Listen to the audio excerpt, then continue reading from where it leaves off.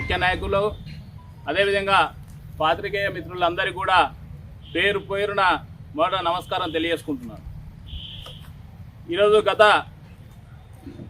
వారం 10 రోజుల నుంచి ఏదైతే మన నియోజకవర్గంలో దివంగత మాజీ ఎమ్మెల్యే పెద్ది సుదర్శన్ రెడ్డి గారి మరణాన్ని రాజకీయ కోణంలో మరి ఏదైతే బీఆర్ఎస్ పార్టీ గుంట నక్కలు బీఆర్ఎస్ పార్టీ కొంతమంది నాయకులు మరి వాడుకొని ఆ మరణాన్ని వాడుకొని స్థానిక ఎమ్మెల్యే దొంతి మాధవరెడ్డి గారిని ఇందులో బదనాం చేసి ఏదో లబ్ధి పొందాలనే ఒక దురుద్దేశంతో గత కొద్ది రోజులుగా జరుగుతున్న పరిణామాలు మనం చూస్తున్నాం. నిజంగా బీఆర్ఎస్ పార్టీ వాళ్లకు వారి యొక్క రాష్ట్ర నాయకత్వానికి, నియోజకవర్గ నాయకత్వానికి, జిల్లా నాయకత్వానికి ఏమాత్రం సుదర్శన్ రెడ్డి గారి కుటుంబం మీద ప్రేమ ఉంటే మొన్న వారు మరణించిన వెంటనే మరి వారి యొక్క వర్కింగ్ ప్రెసిడెంట్ గారు వచ్చారు. రాష్ట్ర నాయకత్వం వారితో పాటు గౌరవ మాజీ ముఖ్యమంత్రి గారు కూడా రావడం జరిగింది. వచ్చిన తర్వాత కనీసం వారి సంతాప సభలో మీకు ఆ కుటుంబం మీద ప్రేమ ఉంటే మరి ఈ యొక్క కాన్స్టిట్యున్సీలో మరి వారి యొక్క సతీమణిని రాబోయే రోజుల్లో ఎమ్మెల్యే టికెట్ ఇస్తామని చెప్పి ఎందుకు ప్రకటించలేదు? కేవలం ఆగ మేఘాల మీద ఈ యొక్క చావును రాజకీయం చేయాలన్న ఒక ఉద్దేశం తప్ప చిత్తశుద్ధి లేదు.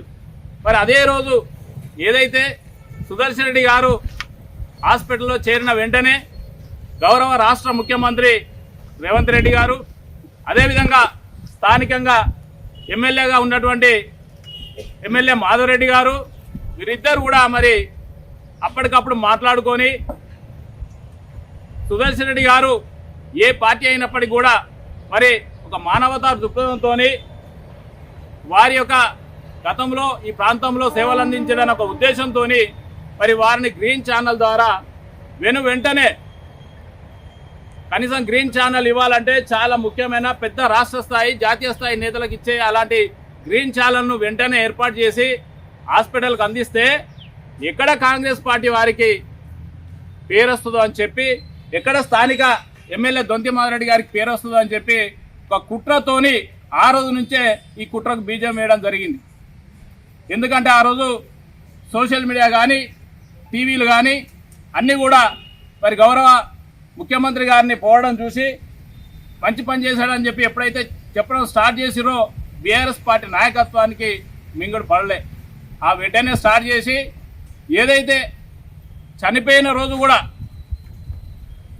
ఈ కాన్స్టిట్యున్సీలో కావచ్చు, జిల్లాలో కావచ్చు, మరి ఎవరైనా వచ్చి పరామర్శకు కూడా అవకాశం లేకుండా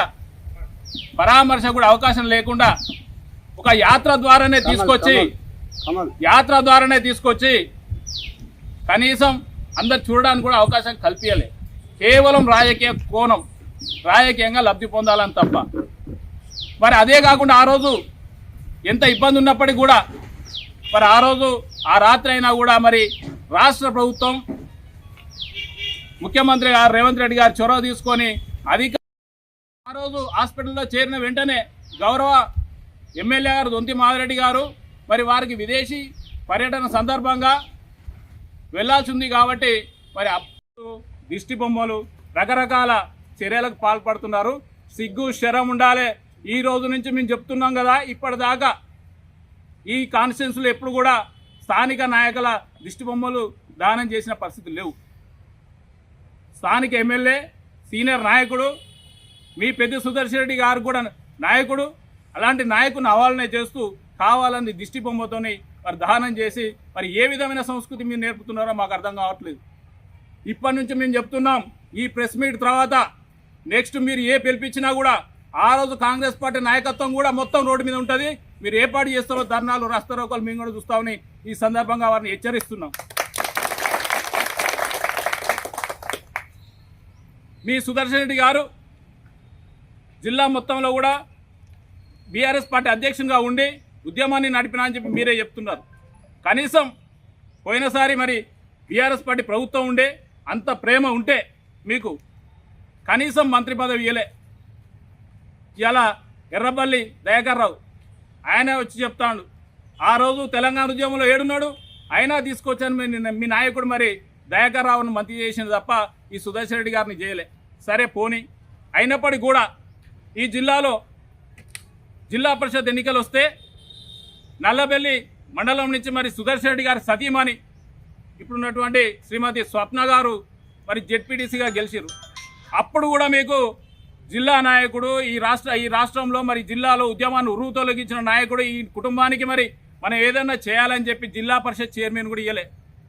ఆ రోజు గండ్ర వెంకటరమణారెడ్డి గారి సతీమణి మరి కాంగ్రెస్ నుంచి వచ్చిన వాళ్ళని తీసుకొని జడ్పీ చైర్మన్ ఇచ్చిండ్రు. ఏ విధంగా మీరు సుదర్శన్ రెడ్డి గౌరవించినట్టు పైపెచ్చు మా నాయకుడు మాధవరెడ్డి గారి మీద నిందలేస్తూ కావాలని చెప్పి రాజకీయ పప్పం కోసం వాళ్ళు తెలియని నాయకులు కూడా ఈరోజు ఏకవచనంతో మాట్లాడతారు. సిగ్గుండాలే, బరాబర్ చెప్తున్నాం. ఇక్కడి నుంచి రోడ్డు మీద మేము అందరం ఉంటాం. మీరు వచ్చి రాని మాటలు మాట్లాడినా పిచ్చి పిచ్చి చేష్టలు చేసినా కూడా ఎప్పటికీ వెనక వేయలేదు. కాంగ్రెస్ పార్టీ కార్యకర్తలందరూ కూడా ఈ కాంచి ఎక్కడ మీరు దొరికినా కూడా ఇబ్బంది పెట్టే విధంగా మరి మేము కూడా ఉండాల్సి వస్తుంది. కాబట్టి దయచేసి ఈ సందర్భంగా హెచ్చరిస్తున్నాం. కనీసం మానవత్వంతో భాష, అసలు ఏం భాష అది మేము అనలేమా? మాకు నోరు లేదా? మీకంటే ఎక్కువ చదువుకున్నాం, మాకు కూడా తెలుసు. ఏం తెలుసో మరి ఏం తెలియదో మీరు మీకే అర్థం చేసుకోవాలి. మీ నాయకుడిని మరి పెంచాలనుకుంటున్నారో దించాలనుకుంటారో మాకైతే అర్థం కాలేదు తప్ప గౌరవాన్ని పెంచే విధంగా మీ యొక్క ప్రవర్తన మాత్రం లేదు. పైపెచ్చు ఈ యొక్క కాన్ఫరెన్స్లో మరి సీటు ఖాళీ అయిందని చెప్పి నేను ఇంతకుముందు అన్నట్టు దస్తీ లేయడానికి గుంటనక్కలు అందరూ కూడా బీఆర్ఎస్ పార్టీ గుంటనక్కలు. ఒకడేమో మాజీ ప్రజెంట్ ఎమ్మెల్సీ పోచంపల్లి శ్రీనివాసరెడ్డి వెనుక నుంచి మరీ డబ్బులు ఇచ్చి మరీ ఉద్యమాన్ని దీన్ని కొనసాగించాలి, సెంటిమెంట్ రైజ్ చేయాలి, వచ్చి రాని అన్నీ చేసి మరి కాంగ్రెస్ పార్టీ వాళ్ళని బదనాం చేయాలనే ఒక ఉద్దేశంతో ఈ రకమైన కార్యక్రమాలు చేస్తారు. ఇంకో రకంగా ఇంకొక నాయకుడు హైదరాబాద్లోనే ఉంటాడు, ఇక్కడ బంధు పిలిపిస్తాడు. బంధు పిలిపించాలన్నాడు ఇక్కడికి వచ్చి ఉండాలి. కావాలని ఫోటోలకు ఫోజులు ఇవ్వడం కోసం మీడియాలో బదనం చేయాలి. కాంగ్రెస్ పార్టీ ఈ యొక్క నియోజకవర్గంలో చాలా బలంగా ఉన్నది.